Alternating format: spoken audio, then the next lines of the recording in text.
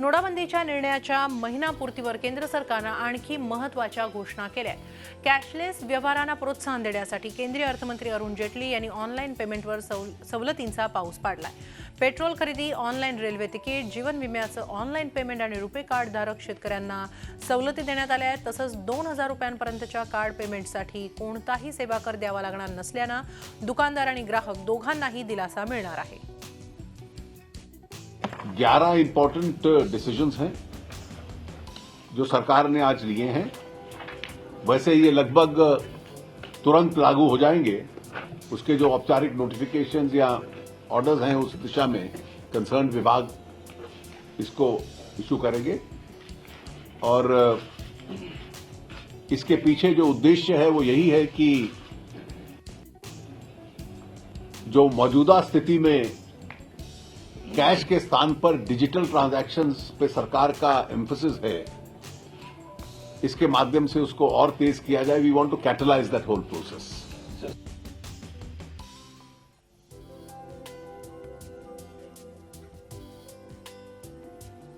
शनिवारपासून railway, bus आणि मेट्रोसाठी 500च्या जुन्या नोटा चालणार नाहीत. यापूर्वी 15 डिसेंबरपर्यंत तिकिटांसाठी जुन्या नोटा चालतील असं सरकारनं स्पष्ट केलं होतं. मात्र आता या निर्णयात बदल करण्यात आला. त्यामुळे केवळ उद्याचाच दिवस 500 आणि 1000च्या जुन्या नोटांवर बंदी घालण्याच्या निर्णयाला आज बरोबर 1 महिना पूर्ण होतोय. देशभरात दडलेला काळा पैसा बाहेर यावा या उद्देशानं पंतप्रधान नरेंद्र मोदींनी 8 नोव्हेंबरला मध्यरात्रीपासून 500 आणि 1000च्या जुन्या नोटा बंद करण्याची घोषणा केली. तेव्हापासून आजपर्यंत या जुन्या नोटांच्या स्वरूपात तब्बल 11,55,000 कोटी रुपये बँकांमध्ये जमा झाल्याचं रिझर्व्ह बँकेनं स्पष्ट केलंय. येत्या काही दिवसात परिस्थिती सुधारेल असं सरकार आणि रिझर्व्ह बँकेचं म्हणणं आहे. पण तुर्तास तरी आणखी काही दिवस रोखीची चणचण भासत राहणार हे निश्चित आहे. नोटाबंदीचा निर्णय जाहीर करताना नरेंद्र मोदी यांनी 50 दिवसांची मुदत भारतीय जनतेकडे मागितली होती. त्यातले 30 दिवस गेले आहेत, आणखी 20 दिवस उरले आहेत. त्यामुळे तोपर्यंत वाट पाहू अशी खोचक प्रतिक्रिया शिवसेना पक्षप्रमुख उद्धव ठाकरेंनी नवी दिल्लीत दिली आहे.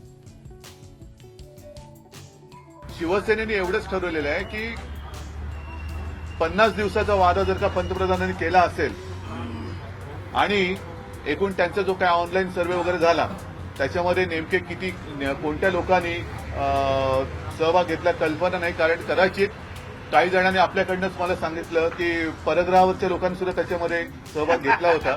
नाही अरे बाबा कुछ भी हो सकता है. तर त्याच्यात 92% म्हणजे 8% कदाचित कनेक्टिव्हिटी नव्हती म्हणून ते राहिले असतील, असू शकेल असं.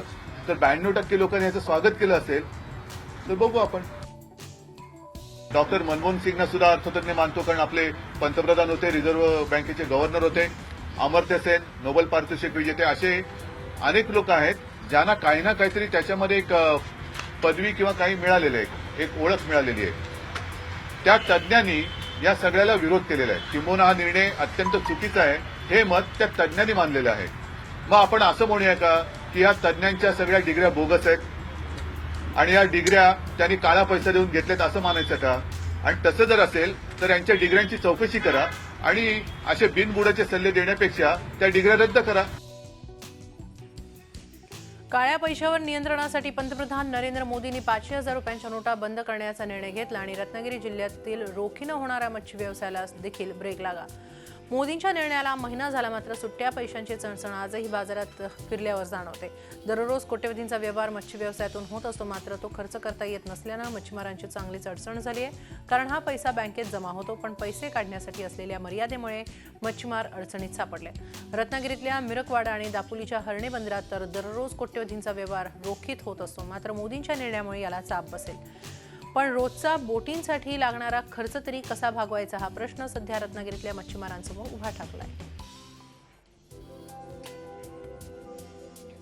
बहुप्रतीक्षित आणि बहुचर्चित सार्वजनिक विद्यापीठ कायदा विधानसभेत मंजूर करण्यात आलाय. त्यामुळे तब्बल 22 वर्षांनंतर महाविद्यालयांमध्ये पुन्हा निवडणुकीचा गुलाल उधळणार आहे.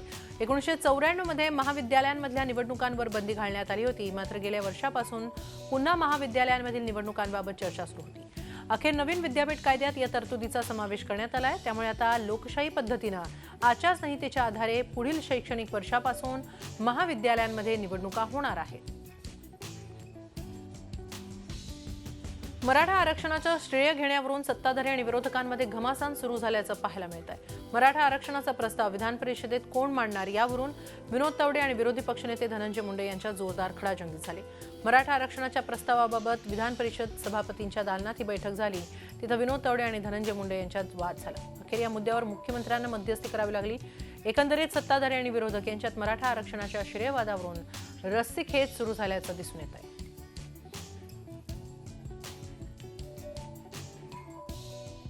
तुम्हाला आरक्षण द्यायचं आहे ना,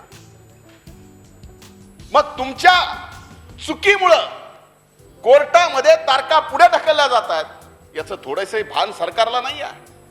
आज जेवढा उतावीळपणा तुम्ही 260चा प्रस्ताव सत्ताधाऱ्यांचा म्हणून 14 तारखेला मोर्चा येतोय आणि त्याच्यात सरकार काय करतंय हे दाखवण्यासाठी प्रयत्न करताय ना, तेवढा जर थोडासा प्रयत्न प्रतिज्ञापत्र हे तारखेला दाखल केलं असतं तर आज ही वेळ उतावीळपणाची तुमच्या सरकारवर आली नसती. सभापती, आज ताजं उदाहरण द्यायचं तर 7 डिसेंबर 2016 रोजी त्या सुनावणीला सुद्धा हरीश साळवे साहेब शासनाच्या वतीनं 7 डिसेंबरच्या कालच्या तारखेला सुद्धा ते उपलब्ध नव्हते. हे तुम्हाला आरक्षण द्यायचं आहे? हा तुमची नियत साफ आहे.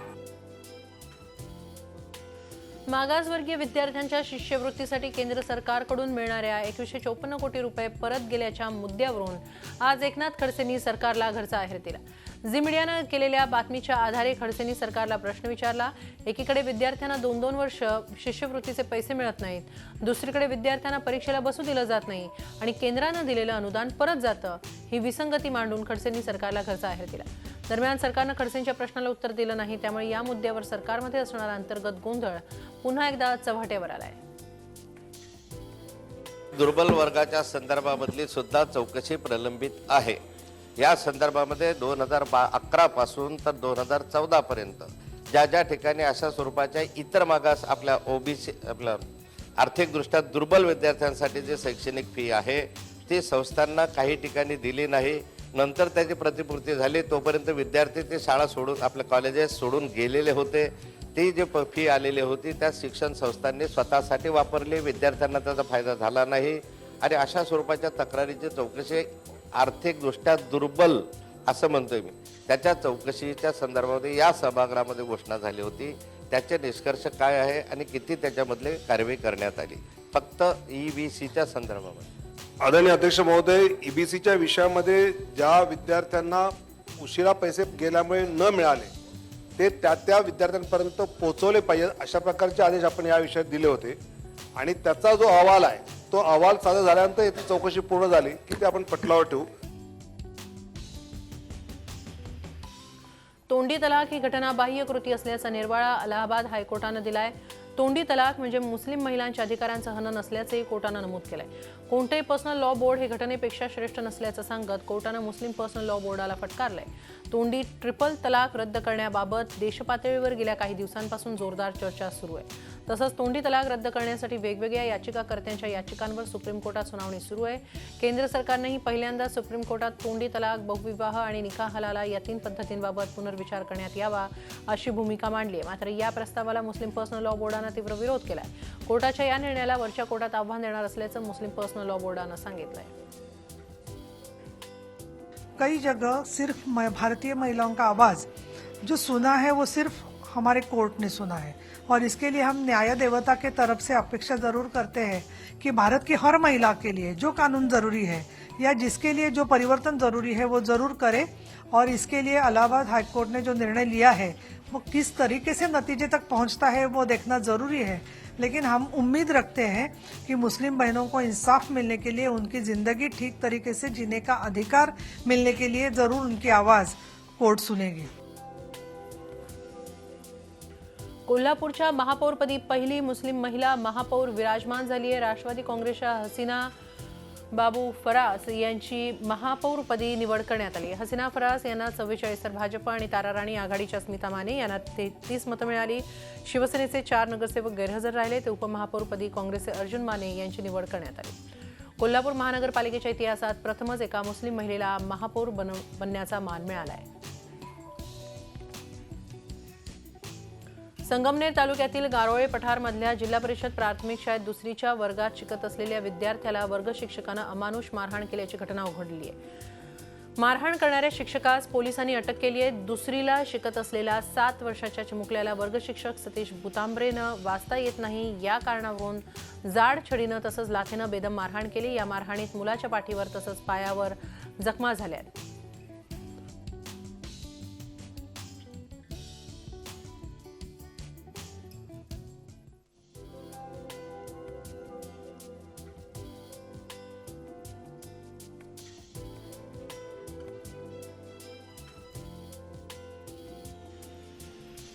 राज्यातील सरकारी शाळांना प्रगत बनवण्यासाठी वारी शिक्षणाची या 3 दिवसीय प्रदर्शन आणि कार्यशाळेचं उद्घाटन आज मुख्यमंत्री देवेंद्र फडणवीस यांच्या उपस्थितीत झालं। राज्यातील शासकीय शाळांना प्रगत आणि विद्यार्थ्यांना आधुनिक शिक्षण देण्याची सुरुवात गेल्या वर्षीपासून करण्यात आली आहे। यावेळी बोलताना मुख्यमंत्री फडणवीस यांनी सांगितलं की 1 वर्षात राज्य सरकारनं 15,000 शाळा डिजिटल केल्या असून पुढील 2 वर्षात 33,000 शाळा डिजिटल करण्यात येतील। डिसेंबर 2018 पर्यंत फायबर कनेक्टिव्हिटी गावात पोहोचवणार। आजपासून कॅशलेस महाराष्ट्र मोहीम सुरू केली आहे। या मोहिमेसाठी शिक्षकांनी दुसऱ्यांना ही पद्धती समजावून मदत करण्याचं आवाहन मुख्यमंत्र्यांनी यावेळी केलं। कार्यक्रमाला शालेय शिक्षण मंत्री विनोद तावडे व ऊर्जा मंत्री चंद्रशेखर बावनकुळेही उपस्थित होते। आपण टेक्नॉलॉजीपेक्षा मोठे असल्यामुळे त्याच्यावर स्वार होऊन घोड्यावर स्वार होऊन जसं आपल्याला स्वारी करता येते तसं टेक्नॉलॉजीवर स्वार होऊन आपल्याला स्वारी करता येते। आणि म्हणून माझी अपेक्षा आहे कॅशलेस महाराष्ट्राचं जी संकल्पना आपण मांडली आहे त्याच्यामध्ये आमच्या सगळ्या शिक्षकांनी सहभागी झालं पाहिजे आणि आपण सगळ्यांनी कॅशलेस महाराष्ट्राचं व्हॉलेंटियर झालं पाहिजे। राज्य सरकारनं चंद्रपूर जिल्ह्यात दारूबंदी लागू केल्यानंतर आता शेजारच्या यवतमाळ जिल्ह्यात देखील दारूबंदी करण्याची मागणी पुढे येते। ही मागणी घेऊन यवतमाळच्या स्वामिनी संघटनेतर्फे मोर्चाचं आयोजन करण्यात आलं होतं। दारूमुळे जिल्ह्यात अनेक परिवार उद्ध्वस्त झाले आहेत। मागील आघाडीच्या सरकारकडून याबद्दल निराशा झाली असून किमान युतीच्या सरकारकडून तरी न्याय मिळणं अपेक्षित होतं, पण या सरकारनं देखील निराशा केल्याची टीका स्वामिनी दारूबंदी संघटनेचे प्रणेते महेश पवार यांनी सांगितली। राज्य सरकारनं यवतमाळ जिल्ह्यात सरसकट दारूबंदी लागू करण्याची मागणी पवार यांनी यावेळी केली आहे। वेगानं विकसित होणाऱ्या नाशिक शहरात अनेक मूलभूत सुविधांअभावी नागरिक त्रस्त असल्याचं समोर आलंय। HPT कला आणि विज्ञान महाविद्यालयाच्या जनसंज्ञापन आणि पत्रकारिता विभागानं केलेल्या सर्वेक्षणादरम्यान नाशिक महापालिकेच्या कामाबाबत नागरिक समाधानी नसल्याचं चित्र समोर आलंय। महानगरपालिकेच्या 6 विभागातील 4,500 नागरिकांशी संपर्क साधून प्रश्नावलीद्वारे करण्यात आलेल्या निष्पक्ष सर्वेक्षणात सर्वच पक्षांना विचार करण्याचीही गरज आहे। रत्नागिरी जिल्ह्यातील राजापूर तालुक्यातील पाचल बाजारपेठेतील 2 दुकानं जळून खाक झाली। सकाळच्या सुमारास पाचल बाजारपेठेतल्या स्टोव्ह दुरुस्त करण्याच्या दुकानात अचानक आग लागली। याच दुकानात फटाक्यांचा मोठा साठा करण्यात आला होता, त्यामुळे दुकानातली आग भडकली आणि याच दुकानाच्या बाजूला असलेल्या श्रीराम जनरल स्टोअर्स आणि छाया जनरल स्टोअर्स या दुकानांनी पेट घेतला। आग वाढत होती, मात्र अत्यंत चिंचोळी बाजारपेठ असल्यानं आग विझवणं अवघड जात होतं। 2 दुकानं या आगीत जळून खाक झाली। अखेर ग्रामस्थांनीच ही आग विझवल्यामुळे मोठा अनर्थ टळला। 2.5 तासानंतर या गावात अग्निशमन दलाची यंत्रणा पोहोचली।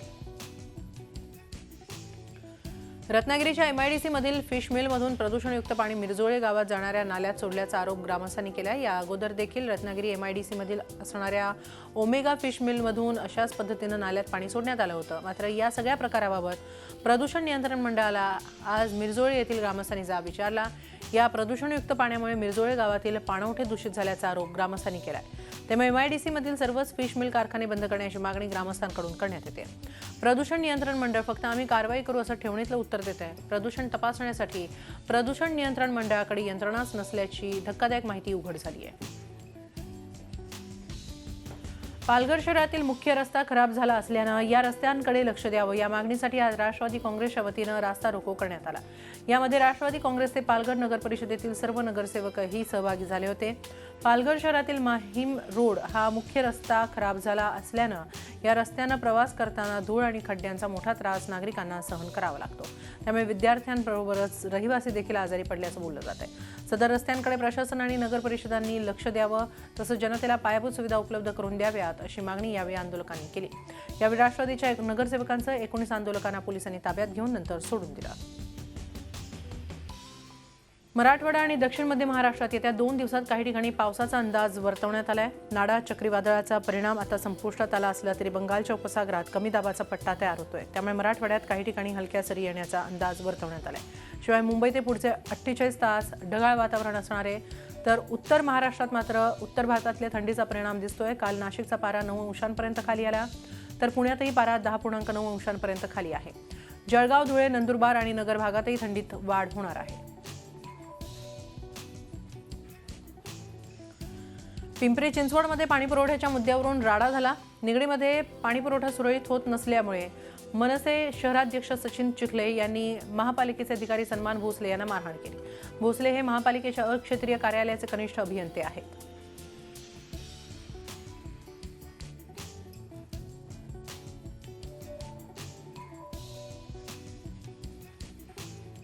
कॉम्रेड गोविंद पानसरे यांच्यावर सारंग अकोलकर आणि विनय पवार या दोघांनी गोळ्या झाडल्याचा सबळ पुरावा असल्याचा दावा पानसरे हत्येचा तपास करणाऱ्या विशेष पथकानं केलाय. पानसरे हत्येच्या खटल्यातील पुरवणी आरोपपत्रात पोलिसांनी हा दावा केलाय. हल्ल्यातील मुख्य साक्षीदार पानसरे यांच्या पत्नी उमा पानसरे यांनीही पोलिसांना तसा जबाब दिला आहे.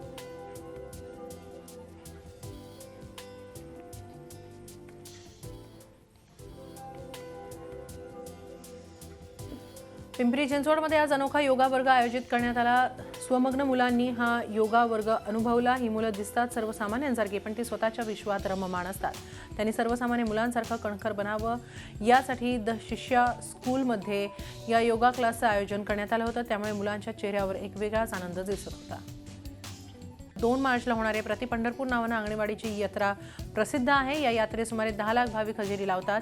यात्रेनिमित्त सामान्यांसह नेते मंडळी दरवर्षी यात्रेला मोठ्या संख्येनं हजेरी लावतात. यंदा मात्र नेत्यांची गर्दी वाढण्याची शक्यता आहे. मुंबई महापालिका निवडणुकांच्या पार्श्वभूमीवर नेते मोठ्या संख्येनं अंगणवाडीच्या यात्रेला हजेरी लावण्याची चिन्ह आहे. निवडणुकीच्या पार्श्वभूमीवर नवस बोलणे, नवस फेडणे यासाठी नेते अंगणवाडीला येण्याची शक्यता असते. स्कूलमध्ये वॉर्डस्तरीय विज्ञान प्रदर्शन आयोजित करण्यात आलं होतं. यामध्ये एकूण 83 शाळांनी सहभाग घेतला होता. गुरुवार ते शनिवार असे 3 दिवस हे विज्ञान प्रदर्शन खुलं राहणार आहे. या प्रदर्शनाच्या उद्घाटन समारंभात ज्येष्ठ शास्त्रज्ञ शरद काळे, मुंबई विद्यापीठाच्या माजी कुलगुरू डॉक्टर स्नेहलता देशमुख, पश्चिम विभागाचे शिक्षण निरीक्षक नितीन बच्छाव आणि विद्याप्रसारक मंडळाचे प्रफुल्ल ठाकरे आदी उपस्थित होते. अंबरनाथ पालिकेचा सहाय्यक नगर रचनाकार विद्यासागर चव्हाण याला लाचलुचपत प्रतिबंधक विभागानं त्याच्या विरोधात गुन्हा दाखल केला. त्यामुळे आज काँग्रेस कार्यकर्त्यांनी नगर रचनाकार विद्यासागर चव्हाण यांचा पुतळा जाळून आपला रोष व्यक्त केला. तसंच अशा लाचखोर अधिकाऱ्याला पुन्हा अंबरनाथ पालिकेच्या सेवेत घेऊ नये अशी मागणीही त्यांनी केली.